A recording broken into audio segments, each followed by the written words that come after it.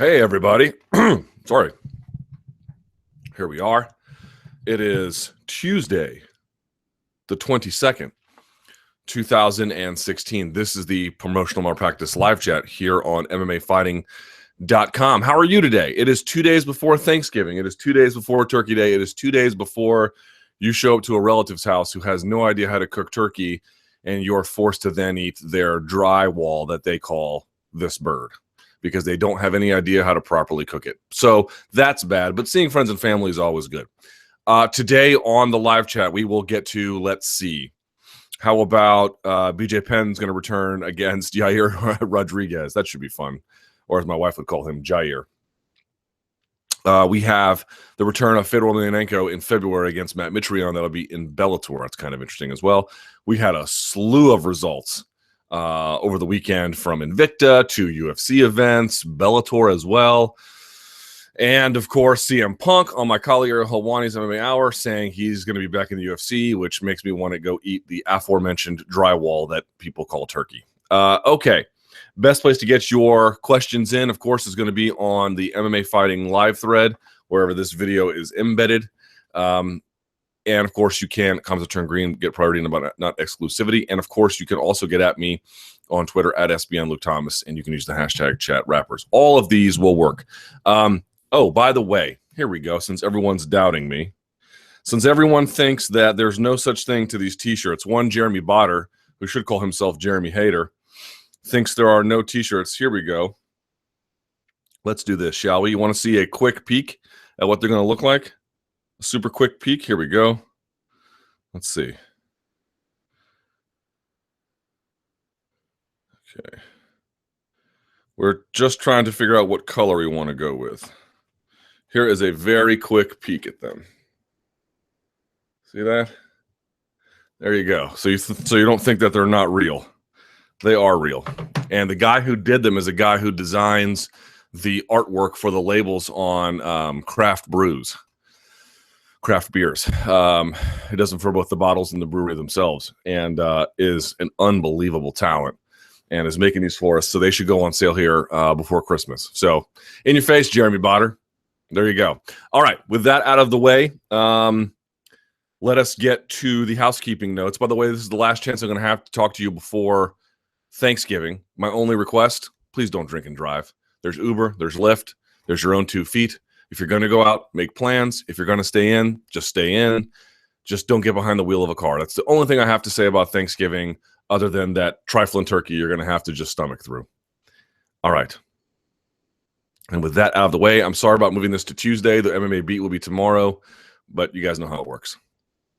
Now, with that done, let us go to the tape. All right. Such a good question here. What is your Mount Rushmore of annoying gym habits?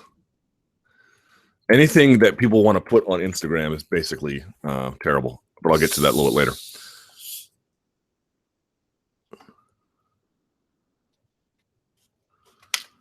Invicta main event controversy. Hi, Luke. What are your thoughts on the controversy in the Evander fight? What steps should be taken next?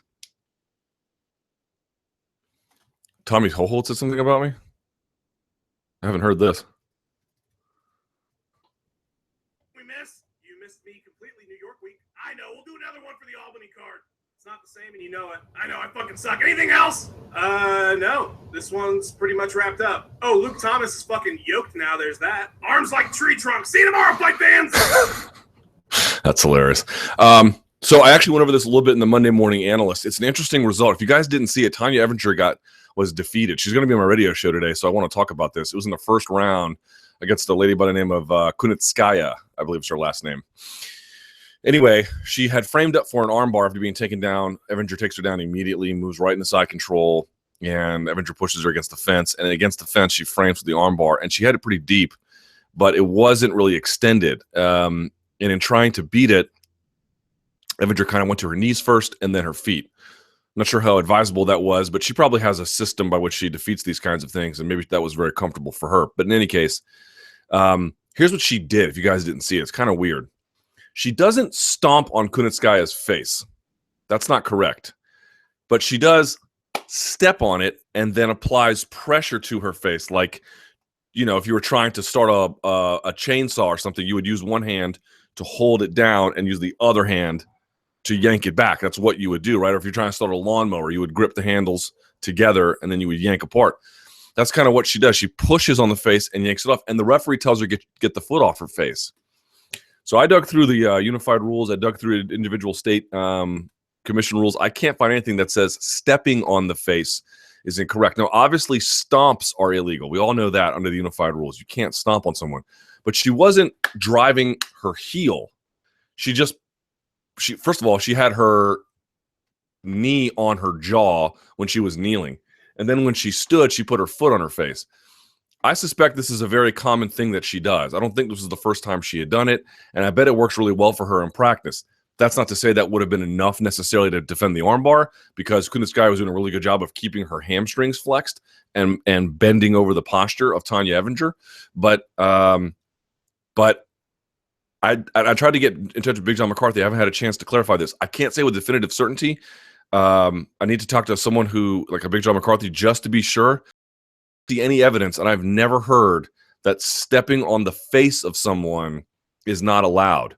Like, for example, if you're tied up in some kind of 50-50 guard, you, of course, cannot strike someone in the face with your heel. But can you slowly walk your toes up to their face and then press it away as you're trying to, let's say, yank an arm or a leg or a grip free or something? I'm pretty sure you can. I've never heard that you can't do that. So I don't understand how the referee can say that. So she takes it off, and then after a while there, once you're standing and you have nothing to put pressure on their face for, and not just putting pressure on her face to make it hurt, remember, you're twisting their spine out of alignment a little bit there. That can also help your benefit or help your cause. Once she lost that, she was dead to rights, basically. You'd already stood up. You'd already given Kunitskaya whatever you need. So I'm not saying that putting your foot on the face is the best defense, but it might be something that Evinger has really worked with over the years, and she got screwed on this one. There's no doubt about it. So I feel bad for her, and I guess, well, I shouldn't say there's no doubt about it, but there's a pretty strong doubt about it. But we'll see what happens with that one. Tommy Toehold's hilarious. Do you wish Tommy Toehold would parody you on the show more? The first time he did was gold. Yes, he did. That was when I had terrible allergies and didn't realize it. Sure. I mean, nothing wrong with Tommy Toehold and nothing wrong with his parodies. They're great. The more he wants to do it, I'm not mad at it. I mean, I don't sit around and think about like, gee, I wish he'd do it more. But if he does, I'm not going to complain. He does great stuff. Awesome. He had New York Rick in there too. Gedalia's kick. Luke, how do you feel about Gedalia's controversial kick against Casey? So this was an interesting one. I had to go back and watch this from as many different angles as I could find. What you see from Gedalia is a couple of things. She doesn't just straight kick her in the face. She pivots the heel of the balancing leg. So almost like a question mark kick, but not, I mean, obviously it wasn't. But like that's some of the initial setup. And then she throws. It doesn't really land here. Casey's kind of scooting in this way. She was going for like De La Hiva or like reverse De La Hiva, or maybe just a single leg or a high crotch or something, some kind of entanglement there with the legs. But she was too far away to ever solidify. It looked, okay, so from the replay, it looks like a reverse De La Hiva now that I see it. And Casey, the kick is coming this way, and Casey is already moving this way. So I think what happened was as it came, it missed here and hit kind of like here on the top of the head. Now, it didn't cut her. That doesn't necessarily mean anything. And I don't know if she has a hematoma. It looks to me like it makes contact somewhere above the hairline here. Cab MMA obviously saying that she had forged it. I think it's a poor translation, but that essentially that she was, going too far with it. And I don't know. My thought is that clearly that was, was she intentionally trying to commit a foul? Whenever they say it's intentional, I'm not sure what they mean exactly. Intentional in what regard? Like you intended to throw an illegal kick consciously? Because you can intend to throw a kick that's illegal and not be conscious of its illegality. But I think in either case, she was trying to kick a downed opponent, whether she was sort of like in the zone or not in the zone, planned or not planned, whatever the case may be. I thought a point deduction was worthy there, even if it didn't land quite on her face, it did seem to me to land above the hairline. That angle that's listed in this particular thread doesn't really communicate that all that well, but I wouldn't have been mad with a point being deducted. Boy, it really just goes to show you can eye poke, ball kick, commit grab the fence, any number of infractions, and there's really not much cause for not doing it at least once or twice in a bout, really, truly. And people are like, well, referees are really hesitant to do something about it. This is on the referees to do more. And that might be true, but really to me, it's another fundamental failing of the 10-point must system. The referees are hesitant to do it because the impact of doing so is extraordinary. Y'all can see the train is moving this camera. It's because the impact is extraordinary. The impact of taking away a point is astronomical. So it's not merely like a referee's inability to make a clear judgment call about a clear infraction. They know if they had a little bit more leeway, I bet you'd see these kinds of point deductions all the time. The problem is each one is so profoundly costly, they don't want to be a part of how a bout is won or lost. And when you have the 10-point must system where 1 point deduction can have a profound effect on a fighter's winning or losing, on their career generally, on any number of different ways in which you want to label this, they don't want to get involved. So we can talk about, well, the 10-point must system can reasonably allow for either fighter to win, depending on how rules are interpreted and damage is interpreted and effective in grappling and cage control and everything else. So that leaves this enormous latitude for a wide cast of judgment. That's one problem with the 10-point must system. The other problem is that it's going to be hard to change technocratically because we have enshrined it into law. And another problem is it makes referees hesitant to get involved in clear rules infractions because it then inserts them into the contest of winning and losing, of which they are loath to be a part. So there's a lot of problems with the 10-point must system. Let's never forget this is clearly one of them. You know, you can badger referees all you want about you should have done more here, and maybe you have a cause. I really believe a deduction would have been worth it there, but then there would have been this outcry from fighters saying, you know, do we really want referees having this much say in how a fight is won or lost? Someone says that kick should be allowed. Like, we know it's not allowed, but it should be, since they would allow an up kick to the head from the same position. Otherwise, the rules are manipulating the fight by putting the fighter in an advantageous position and at a disadvantage.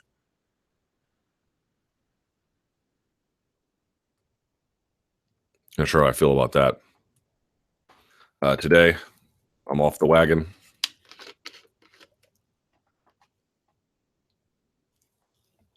Okay, Conor versus Khabib. Why are they not trying to make Conor versus Khabib in Russia? If they did that, Conor would not have the Khabib doesn't put in enough pay-per-views excuse anymore.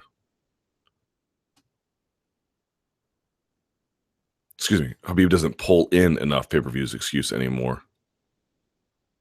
I don't think that's really the issue. It's about making money. Conor versus a broom would make money. Why are they not trying to make Conor versus Khabib in Russia? Well, if they're having trouble doing it in Ireland, not merely for any curfew issue, to the extent that those are even relevant, Russia is going to be an even worse problem in terms of coordinating a time zone for a pay-per-view audience. That's why they can't do it in Russia. Australia works because it's 12 or 13-hour difference, so you can just, it's almost like that makes it easier. What time is it currently in Russia? Let's see. Current time in Moscow, because they wouldn't do it in Dagestan. Like that, I can assure you. It's 9:18 at night, so it's 8 hours ahead. So you can imagine what that would entail for North American pay-per-view audiences, where the majority of the Conor McGregor revenue is generated. That would not be good for them. I think that's the problem. Let's see about St. Petersburg. Same. Current timing.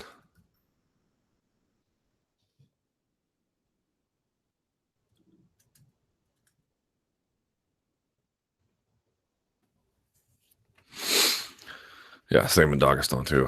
Yeah, it's 0 degrees Celsius there today. So it just creates a lot of problems.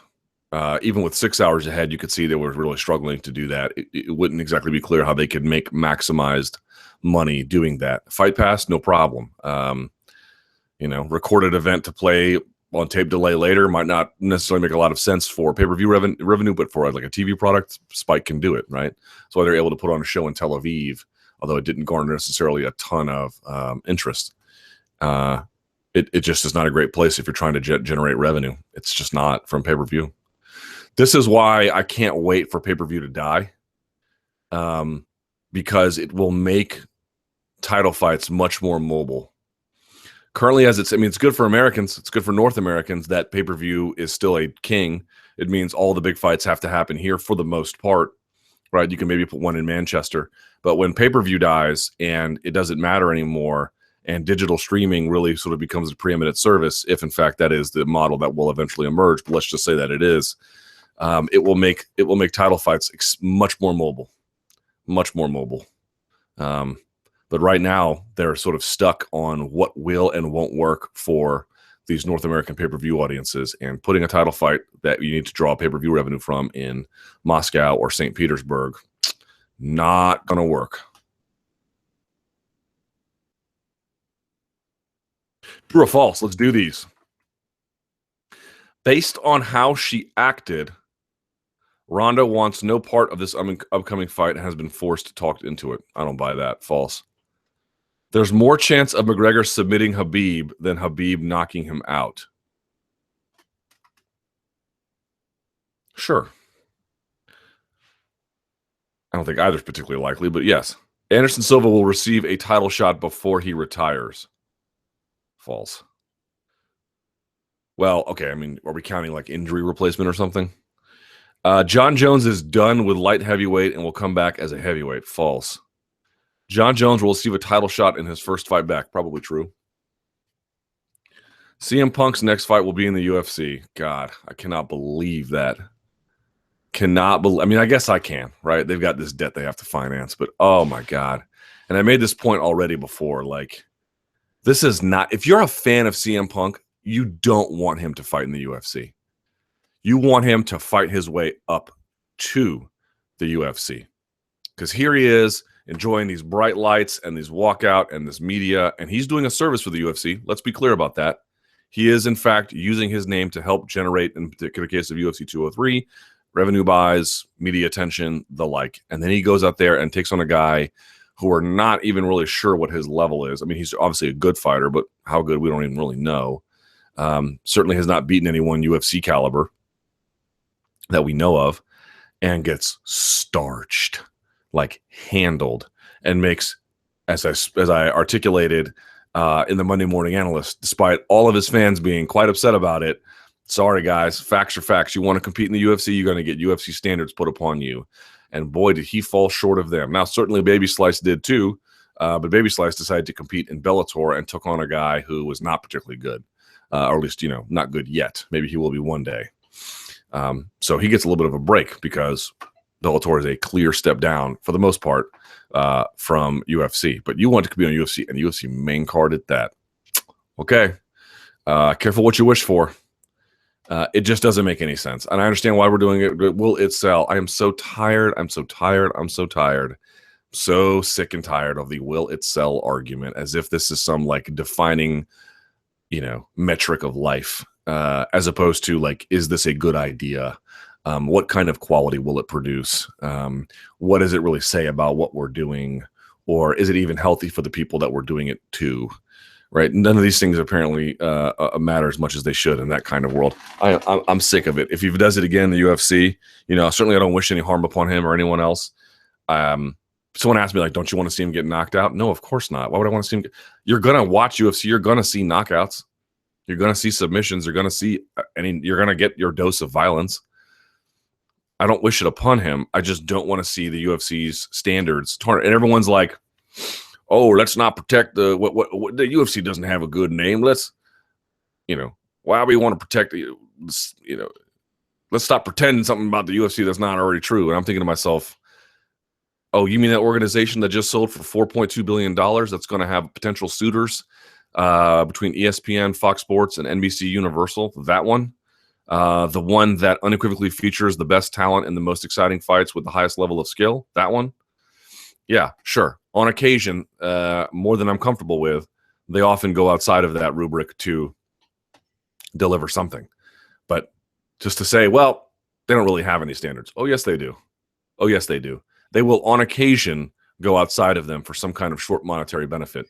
You know, James Toney got his one fight and he's gone. For me, CM Punk got his one. Let's be done with it. But apparently, they have debt to finance, so they're going to go and do it again. It is a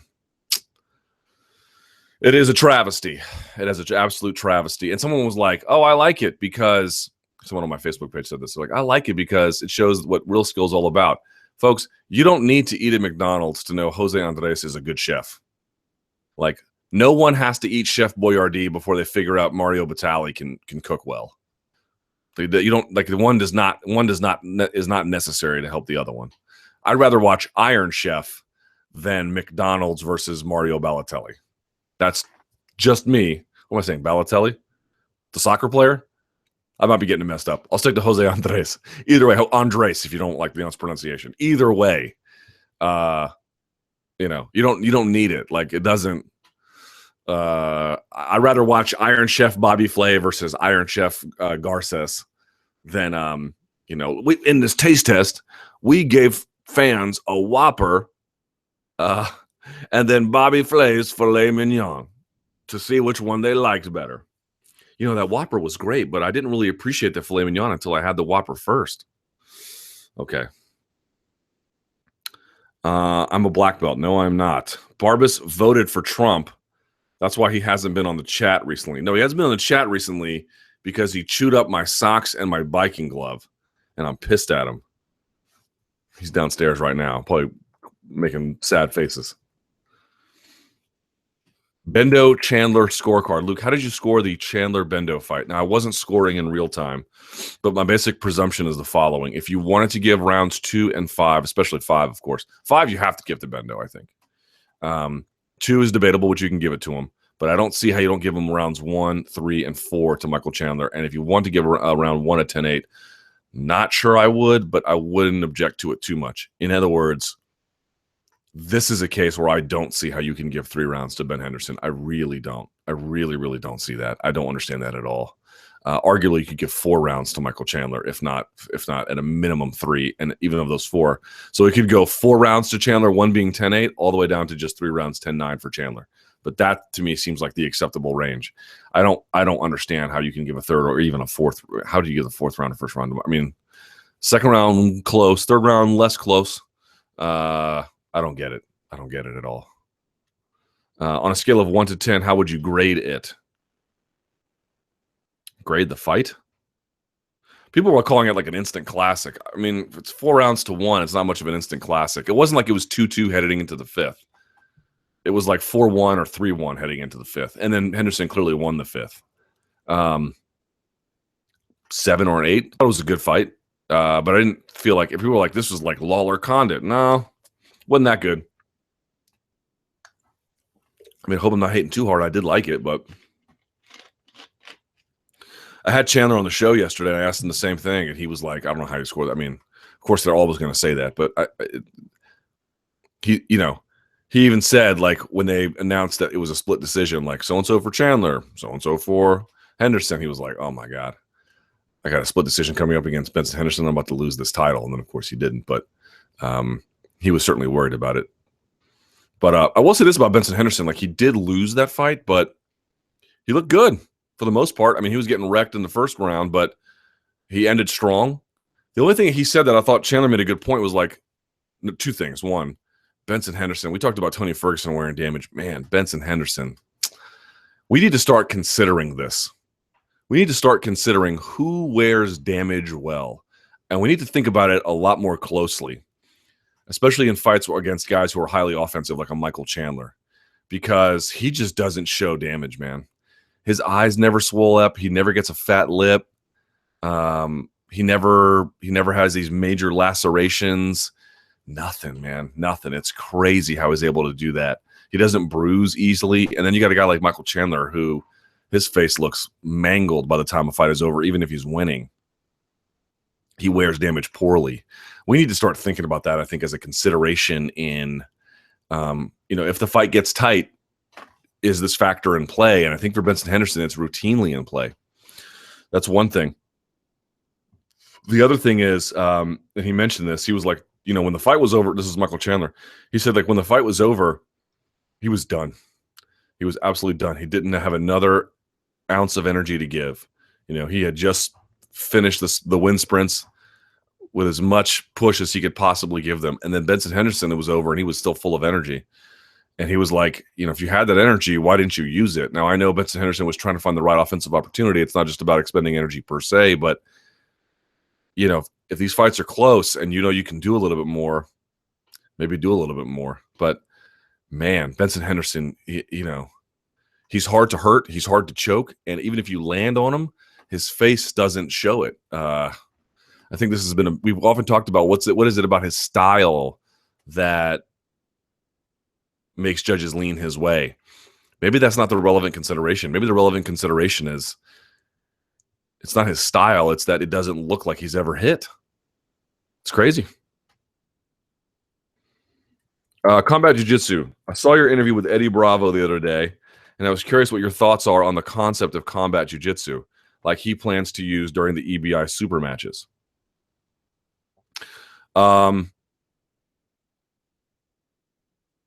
So, yeah, the big holdup there, someone kind of rightly notes it, is that the Athletic Commission wants to oversee it, and he doesn't want to put it in a cage with EBI because, as he points out, if you put it in a cage, it looks like weak MMA, and what he's trying to do is show strong jiu-jitsu. It looks like a lesser version of MMA. That's not what he wants to do. So he's still trying to get it worked out where he doesn't have to have it in a cage. I think in fact he did get it, but whatever the case may be, I'm curious to see what it looks like. I don't really have a super strong opinion about it, other than to say I'm excited to see what it might look like and what it might do. I think we need to see it play out before we have a really strong understanding of how it could affect things. But I'll say this. I like that he's innovating. I'm curious. And this is, I think, an important development in jiu-jitsu. If this can really have an effect on how jiu-jitsu is taught and how guys train for it and what it teaches us about certain positions, if it can go that far, maybe this is a really valuable teaching tool that we need to incorporate into mixed martial arts. I don't know that that's the answer, but I have a very open mind about it. I'm excited about the possibility. I'm glad there's someone out there like Eddie Bravo trying to innovate. And I guess we'll see where we go from here. Should also be noted there's guys like Javier.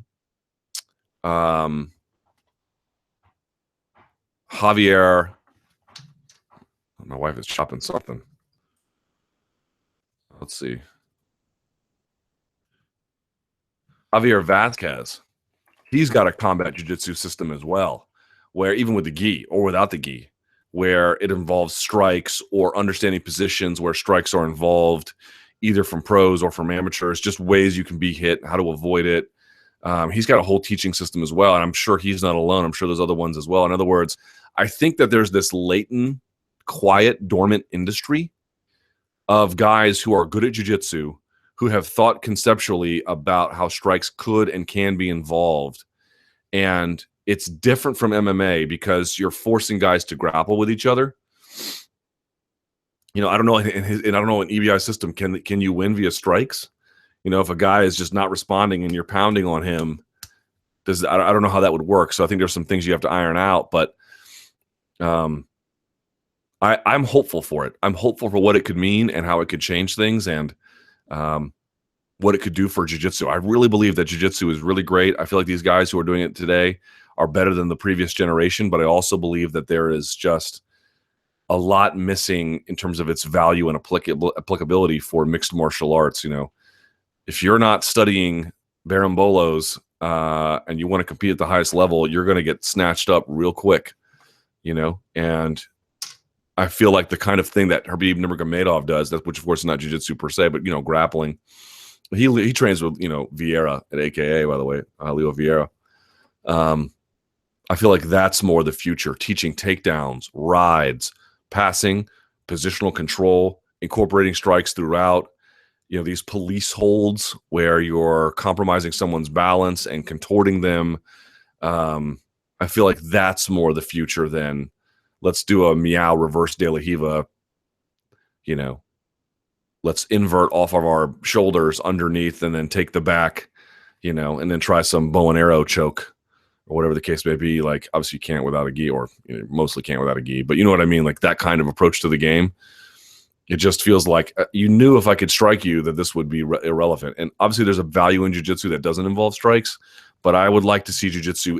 I don't want to see it necessarily sub out berimbolos, because berimbolos, and I'm using it as an example, there are other problems as well, but from berimbolos, because that is part of the innovative process and you want to keep that creative process going. Like, I don't like the worm guard, but I like where the worm guard comes from and where the worm guard may take us. But I believe another wing should be developed that involves strikes, and I want to see that brought to light. I want to see that developed. I want to see where let's start innovating there too. And I believe we've only scratched the surface. So if guys like Javier Vasquez and Eddie Bravo can take us there, then we're in good shape, or we're going to be in better shape anyway.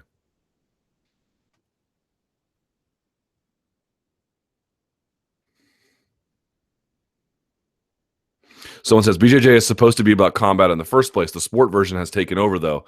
It's super fun and the best exercise in the world, but the combat side of BJJ is getting lost. Let me tell you something. They say something about BJJ training. It's not the best exercise in the world. It wasn't for me, and it's not for me. And I really sort of object to that. A lot of people are like, oh, I took jiu-jitsu and I lost weight. That's amazing. And maybe your particular school is good about doing this, or maybe it's not. I don't know. Here's what I would say. If you're not, depending on who you are physically, and depending on what your school does, there's obviously a number of variables here and what your goals are too. But I would say if you're a serious student, which I would say is someone who consistently year over year shows up 3 or more times a week, and maybe you compete occasionally, I would call that a pretty serious student. Obviously there's degrees of that way above that, but you get the idea. If you do that kind of thing, and you're not one of these like supernatural athletes, because I can tell you I'm not, and you're not lifting weights of some variety, you're messing yourself up, because there is no cardio there's exercise science teaches us basically that cardio doesn't really do anything for you in terms of injury prevention, but strength training does. Now, some schools are really good about incorporating strength training into their BJJ curriculum. Some are quite poor at it. Some mix the two together in these haphazard, like almost hazing kind of rituals. That's not real strength training. You guys laugh about it and you say it's crazy and I shouldn't talk about it. If you're not out there and if you train BJJ and you're not, and there's different ways to train these things. Understand, there's not one program. There's all different kinds of programs for different results. And you're not deadlifting, and I truly mean that, and you're not squatting, bench press you don't need to do. But let's say cleaning, right? From the clean and the jerk. If you're not doing some of those things, you're messing up. You're messing up. BJJ will get you a tight core for the most part, but it won't really get you that kind of full strength that you need, that incorporating the deadlift into your body will get you. Like, everyone's like, oh, I do BJJ. That's all I do. That's good if you're Marcelo Garcia. Okay, maybe he can get away with it. Obviously, this rule does not apply to everybody. But I think a cardinal mistake that a lot of grapplers make is they go, I'm just going to do BJJ for my fitness. I don't recommend that. I sincerely do not recommend that. I incorporate at least 2 to 3 times a week, incorporating some kind of powerlifting routine. Don't do curls for the girls. Nobody cares about that. But some kind of real functional powerlifting routine into your BJJ. That, to me, mixing the two is an optimal split. BJJ is about avoiding strikes, getting the first to the ground, punishing the guy, then choking him out. Hickson used to beat the S out of guys before choking them. They call it ground and pound today, but he was brutal with it. I'm personally looking forward to seeing what EBI does. Its open palm strike should be fairly safe for the fighters. I agree. Gastelum's suspension. Luke, how do you feel about Kelvin Gastelum's 6-month suspension? Let me see. I could have sworn that was just administrative, and they're trying to get around it. Let's see.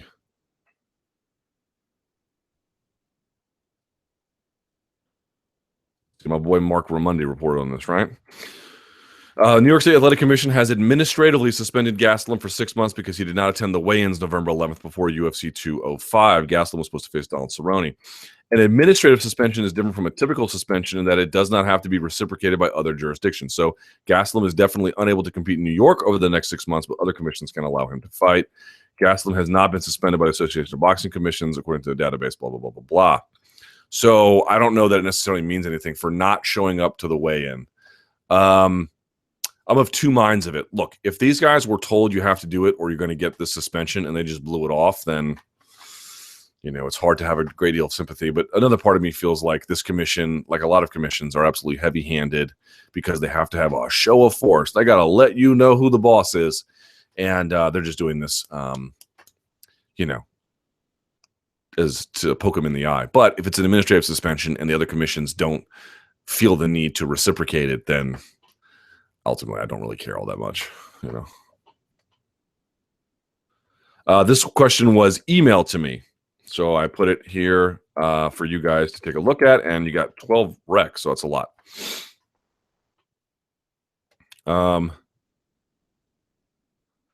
He says, quote, I don't know if this is true, but I'm just going to read what he wrote. Joe Rogan on one of his recent podcasts mentioned that RDA had an extremely tough weight cut before his title fight with Eddie Alvarez. He said that he heard RDA went unconscious during the weight cutting process and was unresponsive for 3 minutes. I know a lot of behind the scenes people, much more than what is revealed to the public. So I thought I'd ask you to see if RDA's weight cut for this fight had anything to do with him leaving King's MMA. I have not heard that. I'm not saying that's not true, but that's not what I've heard. Have you heard anything about him being unhappy with how the King's MMA did things regarding weight cuts and caring for the health of the athletes?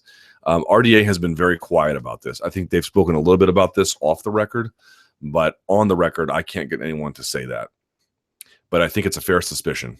And if, in fact, that's what happened, I can understand why he'd be a little bit upset. That still doesn't answer the question about whether or not the place where he went to from King's MMA, this sort of like hodgepodge of people he's put together, is an upgrade over what he had before, but you get the idea.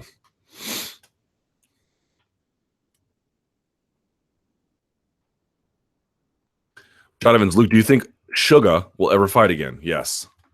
By hook or by crook, they're going to find a way for him. They're going to find a way. I don't know when. I don't know how. Let me just say something about this. I have, in talking with members of his team and the folks in the know, or at least the folks who claim to be in the know, they don't really believe this is a substantive medical issue. I don't know why the Ontario Athletic Commission passed on this, and everyone's like, we shouldn't diminish the reality, the challenges of, this is the gym I go to, by the way. This is their shirt. I just actually randomly put it on. I swear. They maintain that it is a nothing issue. I have not been told exactly what that nothing issue is, enough to give you a great detail about it, but they're adamant to me that it's not anything substantive. So you might ask, well, if that's the case, why did the Ontario Athletic Commission do what they did, where they didn't allow him to fight there? I'm of two minds of it. So either they're not telling me the complete truth, and this is way more of a medical issue than they're letting on, and New York, in conjunction with Ontario, are both discovering there are real medical issues that need to be addressed, or certainly they're sufficient for them not granting him a license. That's one possibility. The other possibility, though, and I think we need to take this, I don't know if seriously, but we can't rule it out. One wonders if so New York catches something on the MRI or something they don't like, and we know, look, this is the place where they were costing fighters $10,000 worth of blood work. You know, we're talking about this climate of fear where they have this $1 million insurance policies and the whole nine, right? They're being very careful about who they allow to put there. I mean, they're literally passing regulation to get combat sports out of New York. Not completely, but enough where it makes it very difficult for anyone who can't afford the very best kind of medical care to put on a show. That's the greater context here. And so part of me wonders if this might be a little heavy-handed from New York, but okay, semi-understandable. And the UFC went right over to Ontario and said, oh, we'll just do it there. One wonders if Ontario also felt like we don't want to be the place where and I'm not accusing the UFC of commission shopping. They wanted to rebook the fight. Again, Rashad Evans' team is saying this is fine.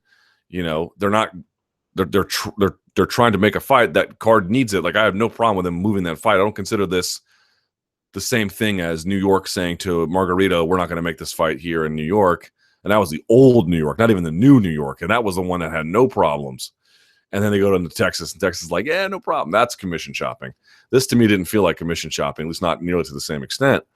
And I wonder if Ontario didn't want to be the new Texas, where you can just come to us and we'll just license you when any other state says no.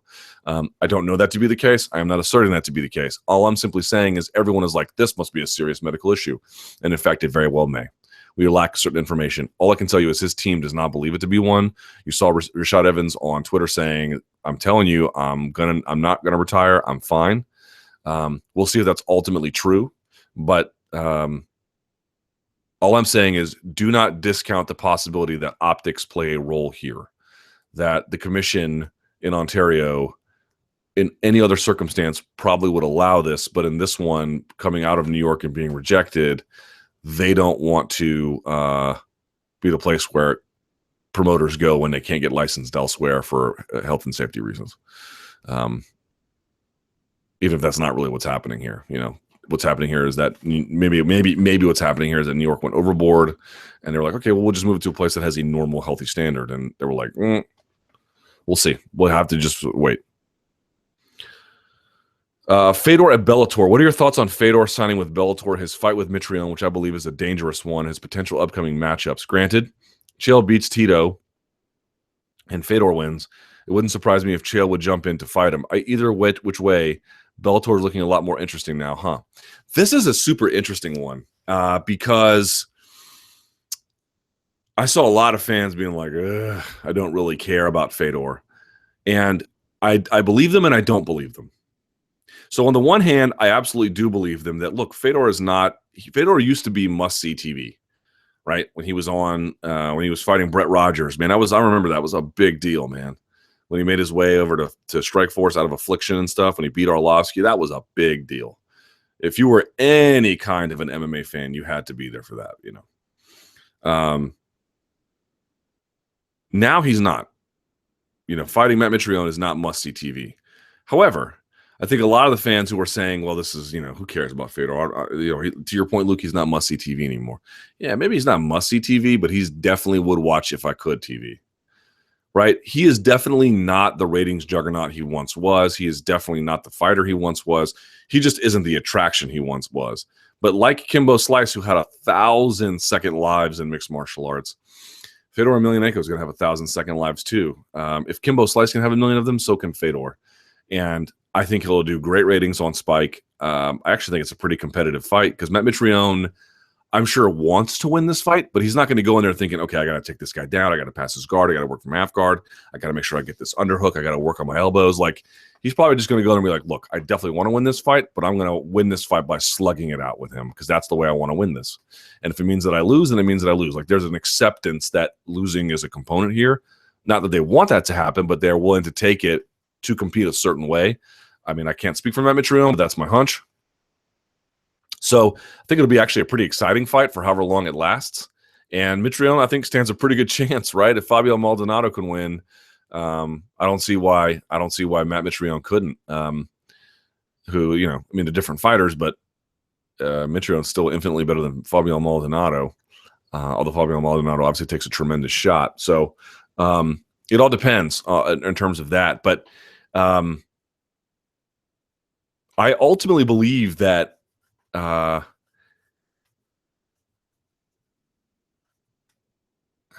what's the nature of the question here and what this means for potential upcoming matchups? I don't know. What if he loses to Mitrione? What if he loses to Mitrione? And what does that say? I'm not sure. And would that be the end? You know, I don't know. What I can say is, you know, would they try to do a Chael fight? Maybe. Would they try to do a Tito fight? Who knows? Any of those things are possible. I will say it's, I don't know how this doesn't close the door on any kind of UFC return. And I will say this too. I think it was a point I was sort of alluding to previously. I didn't quite stutter through enough. I remember when he came back when I was at the Dynamite show, and it was like, oh, he's going to sign with Bellator, and he went and signed with Ryzen or whatever. There was still a lot of interest in him. And again, I still think, like, even with a lot of fans being like, ugh, I don't care, he will do great ratings on Spike. How big? I don't know. Will he beat Kimbo? I don't know. But, you know, he'll do well. But fans, I think, are at least starting to come around to the idea that these guys do hit an expiration date. And when they do, it's just fundamentally a lesser thing that you're looking at. Not as a person, of course, but as a product. It's just a lesser thing. Like, I remember when I think when Fedor was going to come back, I was like, ugh, who really cares about this? And it was rumored he might fight in the UFC. People were like, I would love to see Fedor. And I was like, why? For what? What is it you want to see, man? Like, it's pretty clear. It's been clear since 2011 this guy was no longer a top heavyweight. Like, when Bigfoot smashed him to pieces, like, it's been clear since then, you know. If not, you know, the Verdun fight, you can be like, well, whatever. But since that Bigfoot fight, like, he just got worked over. And fans are only starting to come around to it now. Like, that Maldonado loss was kind of devastating for his stock, but I guess against my point, as I just mentioned, he's going to do quite well. I guess my only point is that, like, I remember when I was like the only guy out there being like, I don't know if I really want to see all this. And now I feel like there's a lot more people saying that this time around. This time around, people are a little bit like, you know, is this really what we want to see? But in the end, I do think, I'll admit, however much verbal skepticism emanates from the hardcore community, I don't think it means nothing, but I don't think it means enough to actually turn Fedor into a ratings dud. And I will say that Scott Coker's ability to get deals with these guys pays dividends down the road, you know.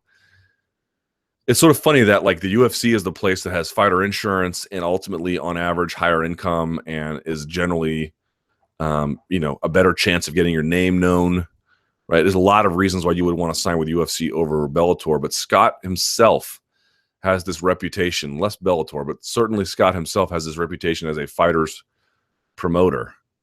And I think it's these kinds of things, his ability. Scott just doesn't mind being leveraged, basically. Making deals with guys on terms that UFC necessarily wouldn't, you know. And I think that in this particular case, that pays dividends. Like, in the loss of Kimbo, and they would want to sign, you know, Fedor anyway. But they lost. Remember, when Kimbo died, they lost the biggest Bellator star ever. They had to replace that in some capacity. And I don't know how long Fedor is going to be able to do this, but he at least serves that kind of function in some capacity. BJ Penn versus Yair Rodriguez. How did we go from Dennis Siver to Yair Rodriguez? Man, this is a really interesting one, isn't it? I was one of these guys who at first was like, I didn't mind the Dennis Siver fight, and I'm not sure why I didn't, but I guess my thought was, okay, here, let's take a step back. Why are they making this Yair Rodriguez fight, or as my wife would say, Jair? Why are they making the Yair Rodriguez fight versus Penn? Okay, seems pretty clear, right? Looks to me like they have a strong belief in Rodriguez and what he can do. Young guy, 24 years old, going to be hard to take down, going to be hard to hold down, and on the feet, he's just probably going to light BJ up. That's at least probably the thinking. So here's what we'll do. We'll take a guy who's a faded legend, and we'll use part of his name to boost the rising stock of this upcoming guy. That seems to be the play here. And that seems to be, you know, this is a game where I always try to tell people this. This is a sport where we feed our elderly to our young. That is what we do. It is a gross process, and it is an awful process, and it is a hard process to work, but it is part of the process. If you're George St. Pierre, you avoid that. But most legends get fed. They get fed to the young, and the young tear them limb from limb. That's kind of how it goes, and it is a gross thing to witness, but it has its value. And if it didn't have its value, it wouldn't exist. So that's what I think is happening here. But I was one of these guys who didn't hate the Siver fight. And I guess I wasn't thinking it all the way through. But like, my general thought process was, okay, if he loses, we know for sure he doesn't belong. And if he wins, at least we don't have to bother with the idea that he belongs in the rankings system. Right? Siver was sort of so far out of that criteria. Or maybe he was top 15 or something, but I don't think he was at the time. You know, Penn gets this fight back, and he'll probably look, you know, mediocre. And we just won't have the real contendership queue disrupted. You do run the risk here of Penn potentially being able to claim if he beats Rodriguez that he's top 10 at featherweight, which is sort of a weird, bizarre thought. And I guess if he goes in there and beats him handily, then maybe he'll have earned it. But you also get the other possibility, which is the greater reward, that if Rodriguez smokes him, I think which many expect he will, that his stock will be boosted. I have to say, I think Rodriguez will win that one. I really wouldn't bet against him. But there's a part of me that feels like maybe BJ's got one last surprise for us. I don't know. He looked awful in that last Edgar fight. And that was, 2 years ago? More? When was that last Edgar fight? I think it was 2 years ago, if I'm not mistaken. I think that's the other day. That was, July of 2014, so over 2 years ago. Can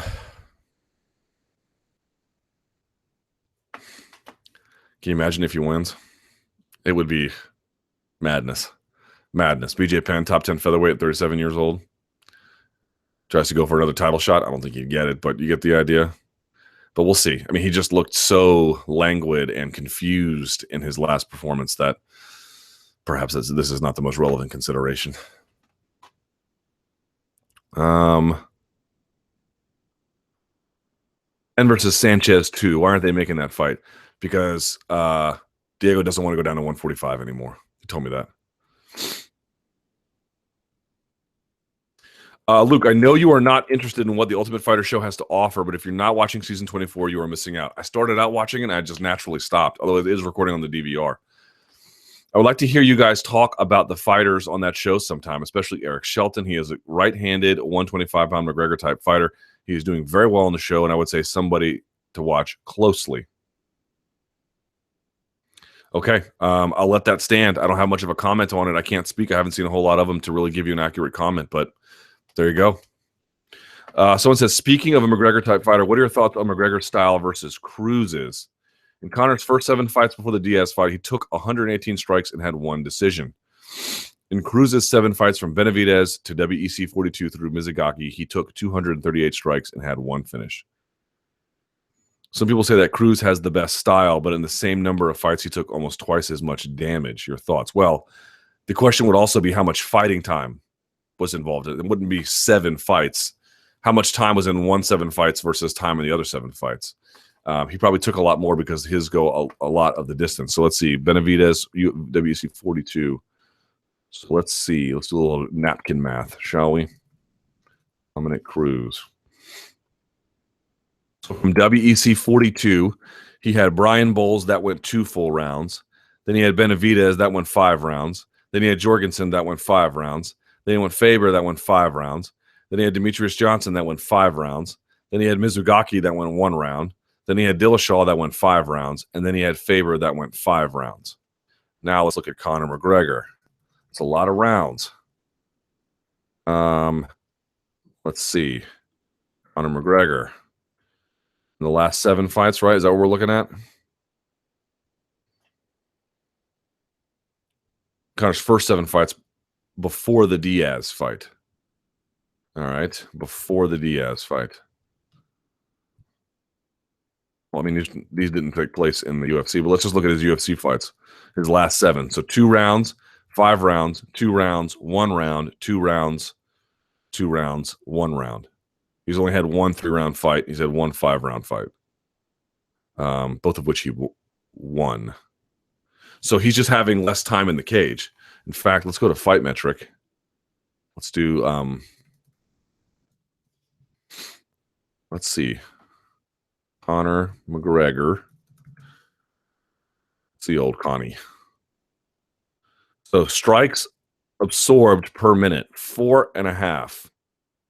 Now let's see where old Dom is.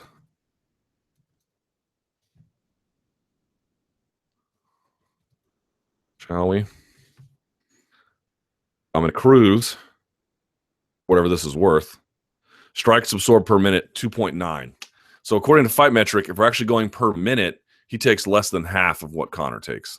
It's just that he has many more minutes, so aggregately it looks like a whole lot more. Plus, we don't know what those strikes really mean, how much of those are big. Now look, who has a better chin? Conor McGregor. Given the weight disparity, who's going to take a better shot? Conor McGregor. Who delivers a better shot? Conor McGregor. Okay, fair enough. I mean, the weight and size would be a pretty tremendous improvement over him. But Dominic Cruz, we talked about those guys like mentally, who's going to beat Conor up here. I don't know that Dominic Cruz is that guy, but mentally, I know he can match him here. Dominic Cruz is unflappable up there. So I would like it on those terms. But just to do a little bit of napkin math, maybe I'm missing something here. Yeah, he takes much less. Strikes landed per minute for Dominic Cruz, 3.5. Strikes landed per minute. Now Conor's better here, 5.8. So he delivers more. A striking accuracy of 47% and striking accuracy for Cruz of only 31%. So Cruz, I think the movement kind of saves him a little bit. I don't think he takes a ton of punishing shots, but he doesn't deliver as many either, which is why these fights tend to go long, right? He's not really putting the offense on guys. Conor is. Who should Mousasi face next? The Whittaker-Brunson winner, Rockhold when he returns from injury, or someone else? Man, this is tough. So I guess Romero's going to be the top guy. Rockhold stating he's going to be back in the first quarter of the new year. I would like to see Mousasi face Jacare for a third time. And I know you're like, oh, who wants to see that? I guess if you want to wait, you can wait. If they're going to give Rockhold to Jacare, then yes, the Brunson winner seems like a good one to me. Let me go look at the rankings here. I know those are not ironclad. I just want to see who's in the orbiting space there. So here's your top 10. Tim Kennedy, Vitor Belfort, Derek Brunson, Robert Whittaker, Anderson Silva, could guard Mousasi. So maybe they could do Anderson Silva. If it's not that, then definitely the winner of Whittaker Brunson. But that's a bit of a step down because Mousasi is at 5 already. Mousasi's in that top 5. I like to see him sort of get that, but it's a tough spot to be in if he wants to stay active.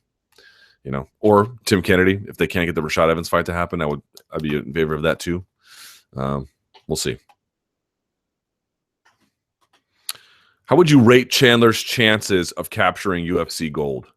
I mean, ultimately, I think he takes a little bit too much damage to beat the very best guys over there. But as you can see, he's quite competitive. And if he went on a nice run, he can beat, I think, any of those guys on a good day. Michael Chandler can beat any of those guys. I don't know that he would be good enough to capture and hold it or even capture it because he does have some deficiencies. He wears damage poorly. He doesn't necessarily have his defense has gotten better, but it's not his strong suit is his offense, not his defense.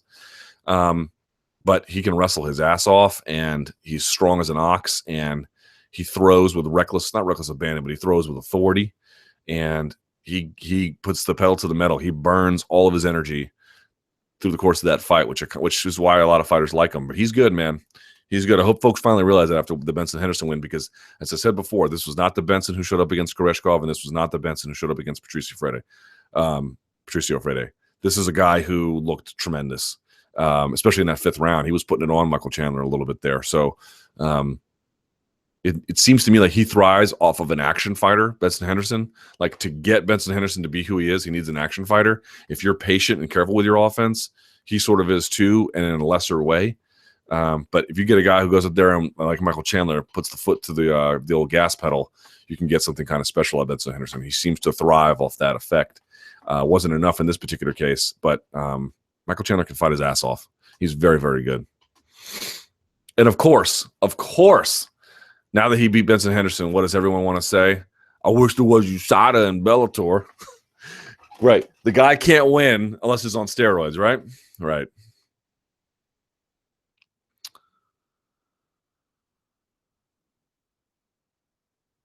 Yeah, this is a good one. This is a great question, and I don't really have a good answer for it, unfortunately, but let's sort of work through it if we can. Pound for pound, number 1. Great question. From Lucas Stenson here. Good job, Lucas. Pound for pound lists are controversial from time to time, and the vast majority of hardcore MMA fans, including myself, don't tend to really care about them. Fair enough. However, what takes the top spot? DJ's continuous title defense streak closing in on the longest title defense streak in UFC history, plus never getting defeated in the UFC, or McGregor's feat of holding 2 titles consecutively, finishing both the champions via finish, however, not defending the title yet. Personally, I go with DJ. I do as well, but I think this is, if there's one benefit to what McGregor is doing, it's going to tell us what the answer to that is. So I kind of like this. Before we had BJ Penn, we had Randy Couture, and they held 2 titles in 2 different weight classes, and that was an incredible feat, and will always remain one. I mean, just winning a title is an incredible feat, much less doing it in 2 different weight classes. But Penn kind of did the jump around thing a little bit before in a much looser way, a less constructed way, and a less serious way. So I don't want to compare BJ Penn jumping around to what Conor McGregor did. They're not exactly the same. In fact, there's many, many differences between them. But suffice to say, when you're out there fighting Rodrigo, let me see the different. Let me read for you this one BJ Penn string of fights he had. Folks forget he did this, and this was in a different era, and I get all that. There's a lot of differences, but let's just sort of go through this here for just a second. So he fought Matt Hughes, and he fought Matt Hughes January 31st of 2004. That means when he fights Rodriguez, it'll be roughly 13 years after choking out Matt Hughes. That is crazy. Okay, he made his middleweight debut against Rodrigo Gracie. Then he faced Machida at 191. Then he went back to middleweight against Henzo. Then he went back to welterweight against George. Then he went to welterweight again with Matt Hughes. Then he went to lightweight. Then he stayed at lightweight. Then he stayed at lightweight. Then he went back to welterweight. Then he went back to lightweight, back to lightweight. Then he went to lightweight, then back to welterweight, then back to welterweight again 2 more times, and then featherweight in his last one. So he's fought as high as 191 and all the way down to featherweight. Again, this is very much not the same thing that Conor McGregor is doing, but I wonder what it says that the guys who jump weight classes, like if you're willing to go and try these things in other weight classes, you might have a surprising degree of success. Like no one thought that Randy Couture was just going to be able to go in there and beat Tim Sylvia, and sure enough, he went and he did, and he helped solidify his Hall of Fame resume as a consequence. But then when he tried to defend his title, he simply couldn't. Right? I know like what he did, Conor McGregor at 205 was extraordinarily impressive. My God, he made Eddie Alvarez look like an amateur. I remember doing radio interviews in that the Thursday and Friday leading up to it with various different media outlets, and they were like, how good is Eddie Alvarez? And I don't feel foolish for saying it because I firmly believe it all. I was like, man, Eddie Alvarez is good. He's really good. But if you didn't know anything about Eddie Alvarez and you just saw that Conor McGregor fight, you'd be like, what? How good? Eddie Alvarez is terrible, but he's not. Like Eddie Alvarez is an all-time great lightweight, But I just fundamentally feel like how many really good fighters have you seen take a title and try to defend it for a very long time and have success with it? Very few. And we've seen Conor McGregor at his best, and we've seen Conor McGregor at his not so best. But I still feel like there's a little bit of mystery with Conor McGregor. I can't believe I'm saying that this far into his career, but just a little bit. He's obviously a lot better than a lot of folks want to admit. And I've been relatively skeptical throughout, although not before 205, at least not much. And I thought he was going to win the first Diaz fight too. So take that for what it's worth. But I definitely like his chances. Like someone told me, do you like his chances to beat Khabib? Sure. To beat Tony Ferguson? Yep. To beat Max Holloway? Sure. To beat Jose Aldo? Yep. But the act of doing it, of these guys coming in there and surprising you, and I mentioned it before, to me, I put a video up on my personal YouTube channel. What went wrong for Eddie Alvarez when he fought Conor McGregor? One of the things that went wrong was, I grew up as a fan of the Atlanta Braves, and as a kid, I was living in Georgia at the time, and I lived in the era of John Smoltz, Tom Glavine, and Greg Maddux, and Steve Avery, and all those guys. And sometimes those guys would go out there, man, and these guys are winning pitching awards, but every once in a while they would just go out there and just get bombed on by the Mets or whoever, and then they'd come back, the next rotation and be fine. It's just like you have an off night. And I feel like Eddie had an off night, but that's going to be pretty rare. Like, yeah, okay. Eddie had an off night, and Jose wasn't himself necessarily. And that's partly the credit of Conor McGregor. Let's be honest. I'm not taking that away from him at all. But there are going to be guys that's not going to happen to, right? Sometimes these guys, and I mentioned it, like fighting Conor McGregor is like MMA's Game 7. You have to treat this like if you don't do everything in your power either to win or to show you can get back there again, this opportunity is never going to come back again. I don't think it's ever going to come back for Eddie Alvarez unless he fills in on short notice or something. That was his high water mark, and and he knows he blew it, and I hate to say it, but it's true. But the point being is there's going to be the opposite of that. There's going to be guys that you just don't imagine have much of a chance. Let's say you respect Max Holloway, but you don't think has a chance. I'm telling you, Max Holloway is that guy who is going to treat this like it is his game 7, that this is his one shot to prove you guys do not understand who I am, and I'm going to go out there and show you. Just like Conor McGregor went out there and showed a lot of other skeptics he was a lot better than a lot of folks thought. I think even some of Conor McGregor's supporters at this point have to be surprised at some of the heights he's reached. Maybe you thought he could do it all along. Did you think it'd make it look this easy at times, even with a year where he lost against Nate Diaz? Someone is going to show up when you don't expect it, and they're going to put a beating on him. It is inevitable. It has happened to everyone. It has happened to Conor himself. It has happened to Anderson. It has happened to George St. Pierre. It has happened to Fedor. It has happened to, you name it. You name Cain Velasquez. Pick any fighter you like that's really good. It's going to happen.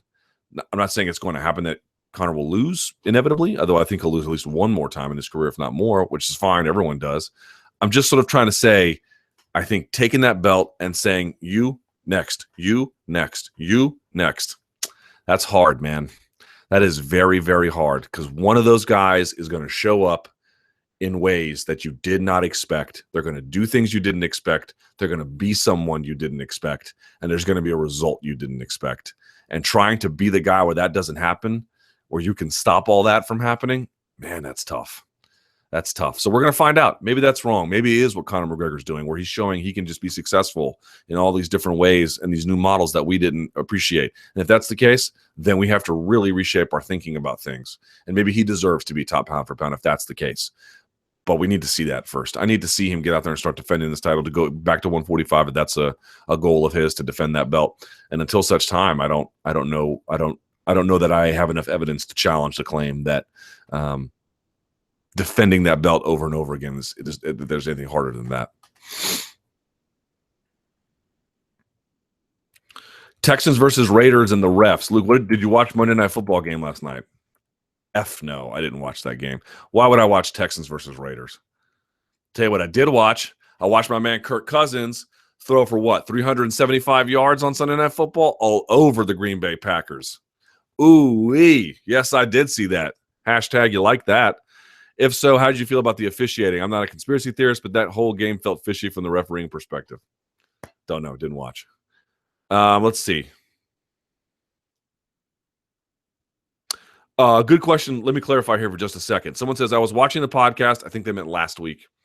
And when speaking about who deserved a title shot at 145 versus Conor, you quickly dismissed Max Holloway as deserving of the title shot.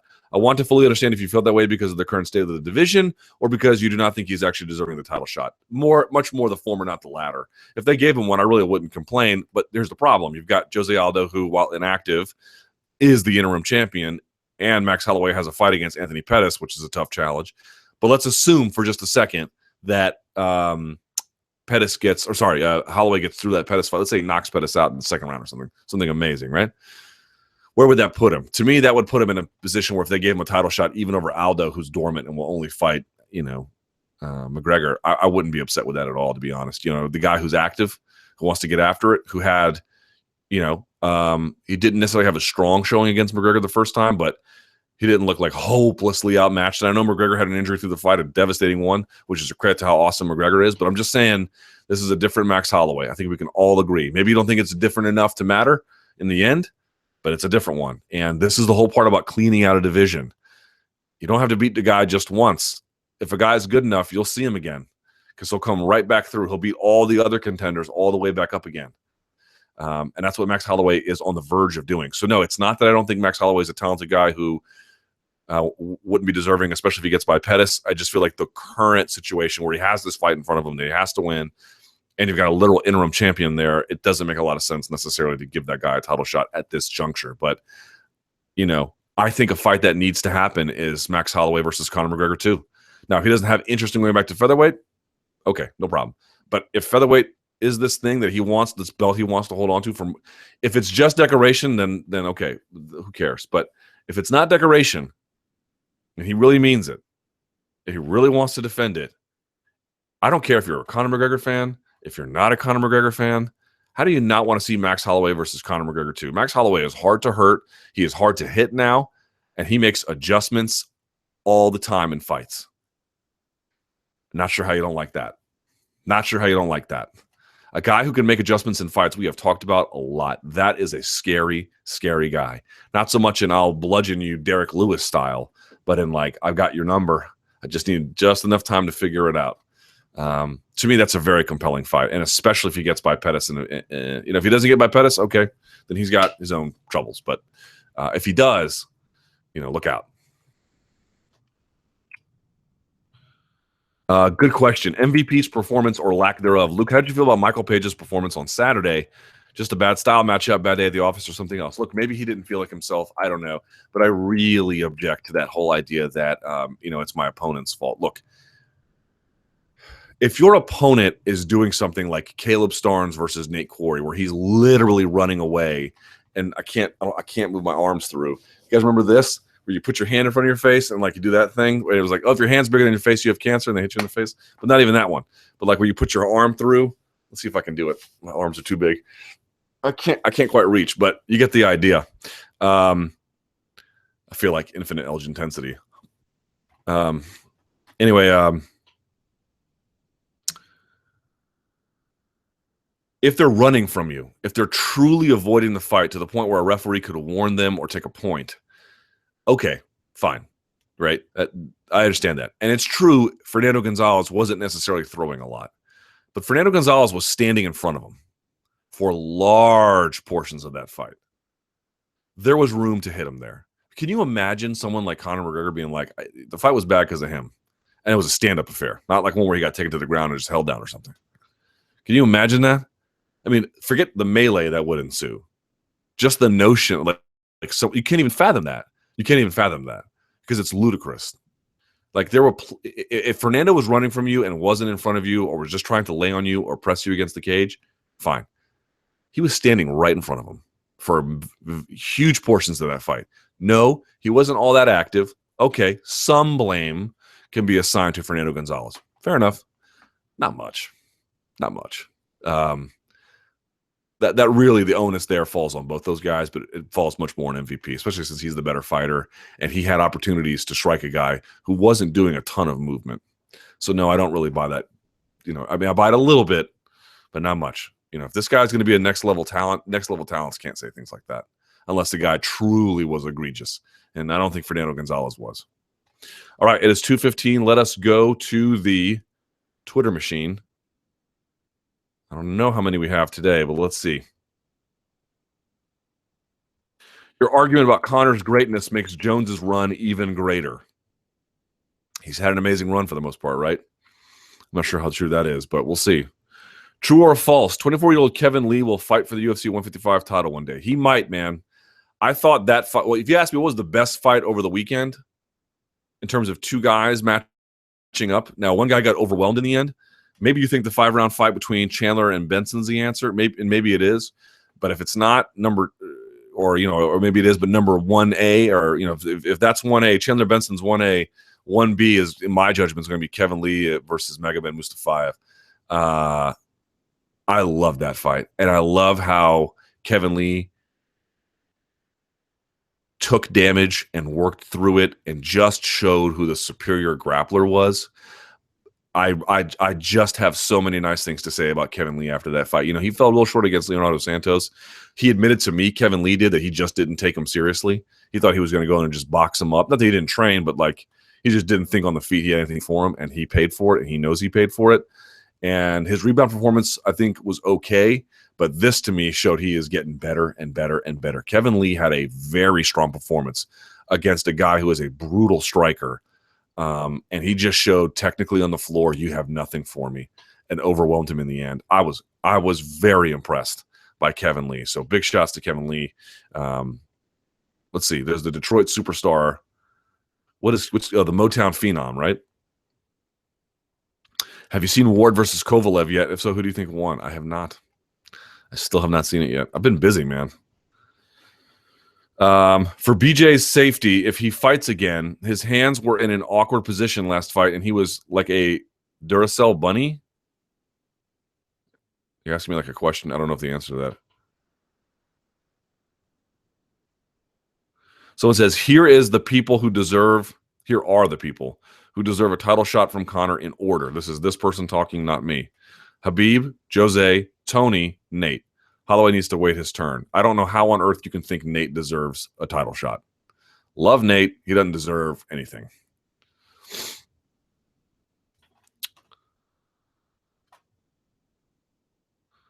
Someone goes, there are donks that would prefer the Whopper to the filet.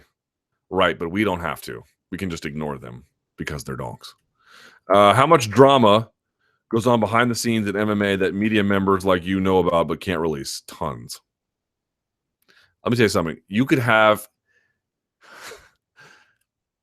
if the things that went on off the record that we have sworn not to talk about were an industry, you could have an entirely new MMA media. You understand what I'm saying? Like you could have a new set of sites, a completely set, like you could have like what we're able to talk about is like Marvel Universe. There's DC Comics that we haven't even got a chance to talk about yet. It's that big. I firmly believe that. There is so much stuff that doesn't get through. You can't believe it. I'd rather see two old lions, BJ versus Vitor. What? Vitor is at 185 pounds. True, false. Last few fights, Joanna's been fighting like Aldo, not going for the finish because she's already winning in a head. False. I think she just had tougher foes or people who could stand up to her a little bit better than a couple of grapplers. Fedor sweater. Who doesn't love it? True or false? Last few fights. Oh, yeah, there we go. Who is the greatest of all time at each weight class? It's too big of a question. Mitrione, Starches, Fedor. Very possible. Very possible. Or this could go a little bit Tim Sylvia like where he just gets overwhelmed like he did in Affliction.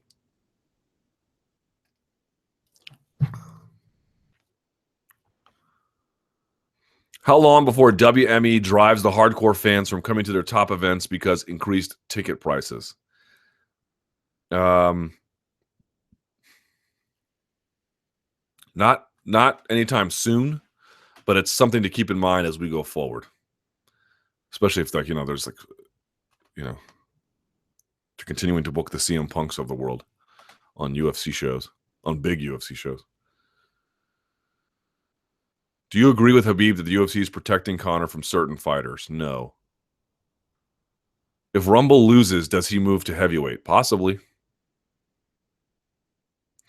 Here's BJM talking about Evanger's foot on the face. Yes, it is legal as long as there is no strike involved while placing the foot on the head. See? There you go. Bad instructions from the referee. Hey, Luke, at this point, BJ Penn versus CM Punk would make as much sense as anything else. Only if you want CM Punk to die. BJ Penn would tear him limb from limb. Even a faded BJ Penn would tear him absolutely limb from limb, even with the weight disparity. That would be an ugly, ugly mauling. I can't, I guess after that, okay, you guys apparently have a death wish for him. I don't know who they're going to book against him, but if it's anyone even close to like Mickey Gall's level, you guys have a death wish for CM Punk. How should the UFC get more high potential light heavyweight and heavyweight fighters in the mix since the rosters are so shallow? A lot more money and better recruitment early into some kind of amateur system, because that's what football is doing, essentially.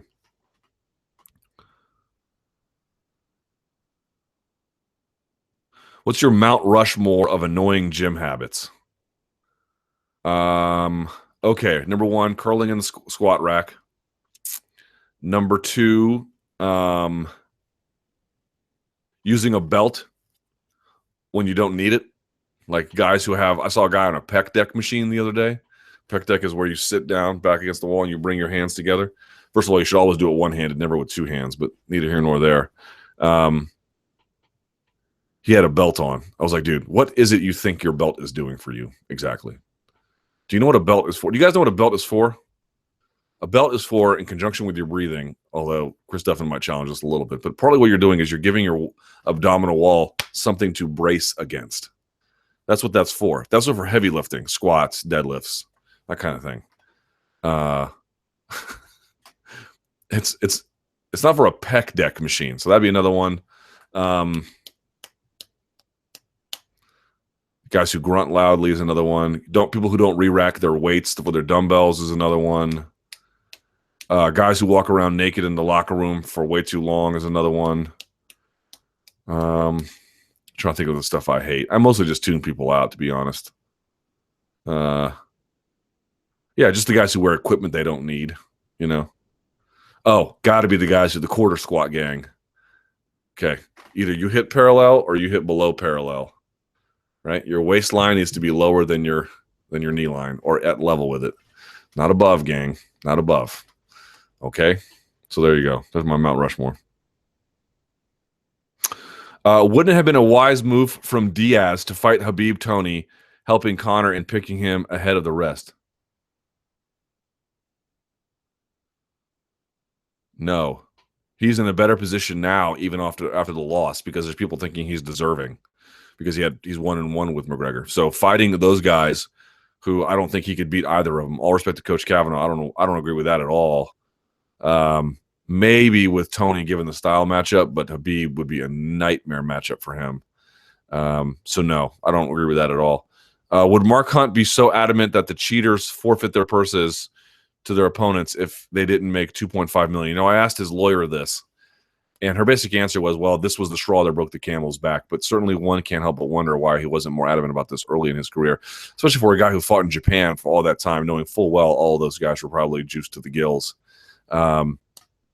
But maybe this is the straw that broke the camel's back. I can't answer that one. I think it's a reasonable suspicion, but it's also reasonable to think that maybe he is tired of it. Who knows? Daniel Cormier is right-handed but wrestles with his left leg forward. Is this preferable for MMA wrestling? Well, if he's right-handed and he wrestles with his left leg forward, that he's already in good shape, that you want to be able to do that. Sean Bunch is another guy who can do that. You want to be able to wrestle with your lead leg forward so you can just shoot. You want to have your shooting leg in front of you. So if he's left leg forward and he shoots off that leg and he's got his right hand behind him, that means he can throw and engage in the shot right away. So that's a great thing.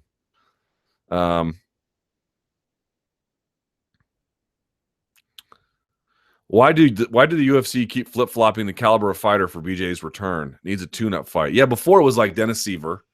Then it was like top 5 Ricardo Lamas. And now it's like just outside the top 10. Yeah, here's Rodriguez. It's like this porridge is too cold. This porridge is too hot. This porridge is just right. I don't know. Maybe that's it.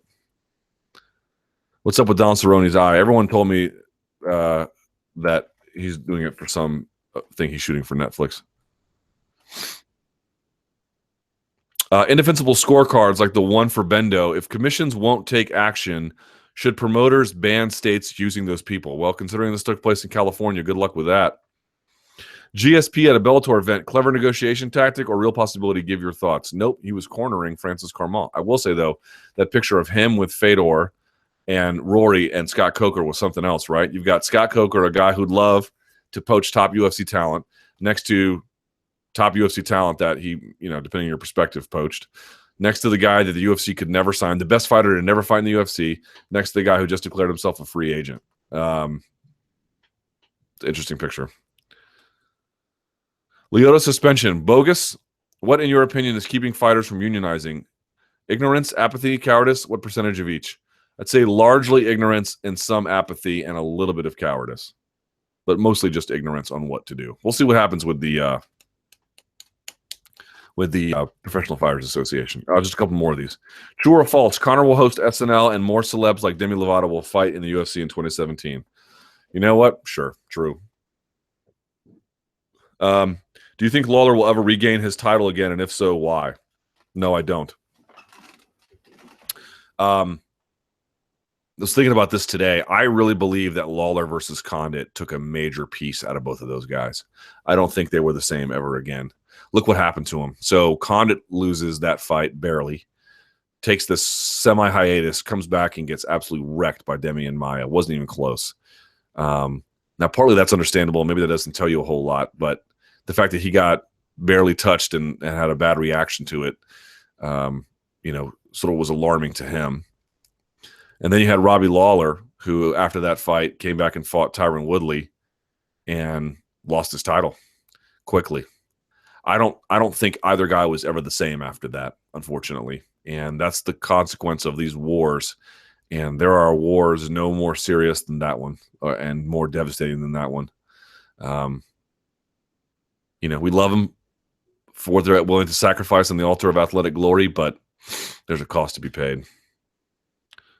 Rico Verhoeven in MMA, how would he match up with the top 10 fighters he's trained, AKA? We don't know enough about his ground game, but obviously his stand-up is pretty tremendous. I find Kane Verdum more exciting than anything else right now, to be honest. Who you got? I kind of like Kane's chances. We'll see. Yeah, I kind of like Kane to. At first, I wasn't feeling this way, but I feel like Verdum has been, I don't know, not himself or getting older or however you want to put it. I didn't feel like he's been performing up to his potential. Who do you think has the best chance of beating Mighty Mouse in his weight class? Benavidez, I guess. Since what's his face had 2 tries and moved up Dotson to bantamweight, but not a lot of people. Let's see. There's a bunch more of these. Dan Henderson's H-bomb versus Conor McGregor's left. If you could have either weapon, which one do you take? I would take the left because not only is it powerful, it's precise and efficient and clean. The H-bomb is kind of this thing you got to launch from the middle of outer space, but both are pretty formidable, right? Here we go. Last one. Luke Thomas's Thanksgiving feast. Luke, if you could pick your top 5 Thanksgiving dishes to have at a feast, which ones do you choose, and which Thanksgiving dishes would you avoid at all costs? Oh, and who wins Thursday, Redskins or Cowboys? First of all, my Skins are going to win, although I have to admit the Cowboys are playing quite well, but I'm going to root for the home team because that's the kind of guy I am. Second of all, I am very, very lucky. My family is in the restaurant business, and they're not chefs anymore, but they have been, and they cook really, really well. So here's what I would say. I feel sorry for everyone who has to go to a house and pretend to like the dry turkey that they're going to serve you that they baked in the oven. In the Thomas household, we fry our turkeys like champions because that's what champions do. They fry turkeys. There's a way to do it correctly. People will tell you, don't fry your turkey. It'll burn your house down. If you're a class A moron, perhaps. But if you follow instructions like a normal person and you follow through like you're supposed to, they're actually quite easy to do, and they turn into a delicious turkey. So we have fried turkey at our house, and it's unbelievable. Second, I would say my sister, who's part of the restaurant business, she makes an oyster stew that is divine. There is a mac and cheese that my family also makes that has, I hate to say this, a little bit of, sometimes they put lobster in it, which is pretty good, but it's only individual dishes. My brother's wife makes incredible pastries, although she's not part of the restaurant business. She just makes good pastries. So, of course, pumpkin pie. I think that cranberry jam people make is trifling. And if you ever go to someone's house, you should take it and throw it in the garbage in front of their face and then give them the finger. So that's disgusting. What else do I like to eat at Thanksgiving? Obviously, some kind of stuffing or gravy is pretty essential, depending on how people make it. Again, that should also be inside the turkey. Well, you can't do it in the case of it being fried, but there's other ways to get around it. What else do I like? Trying to think of like Thanksgiving essentials. We had the mac and cheese. We had some greens on that plate, right? How about a spinach and cheese quiche? Not too hard to make. Here's what I like about Thanksgiving. You can be like, look, you make a quiche, you got lobster, mac and cheese. We don't spend any money on Christmas in my house. Very little. I mean, I'll spend some with my wife and stuff like that. But in my family, we don't do that because Christmas is insane. We have to spend a ton of money on people, and you're just buying them things. What we like to do is save that money and use it for Thanksgiving, because on Thanksgiving, we believe you should make things for people. And yeah, you might save up a little bit over the year, put a little bit extra, get some lobster for the mac and cheese, get some nice cheese to put in there. Not just anything you can buy at the old regular grocery store. Put a little effort into it, right? And then you share that with everyone. So that, to me, is the way to spend money each year, not to blow $1,000 or even more on Christmas. It's to take things, put a fraction of that, and then put it into making something for your family. That's what we believe. I will have, of course, 1,000 Irish coffees and Jim Beam and diets. I love the rock gut stuff. For beer, I recommend as a Thanksgiving beer, Pumpking, Pumking, all one word. That's a great beer to have. And there you go. All right, guys. Until next time. Thank you so much for watching. I'm sorry we had to do this on a Tuesday. I appreciate you guys tuning in. Please give it a thumbs up, share it. Do not drink and drive over Thanksgiving. Be safe and have a good time. And until next time, ladies and gentlemen, stay frosty.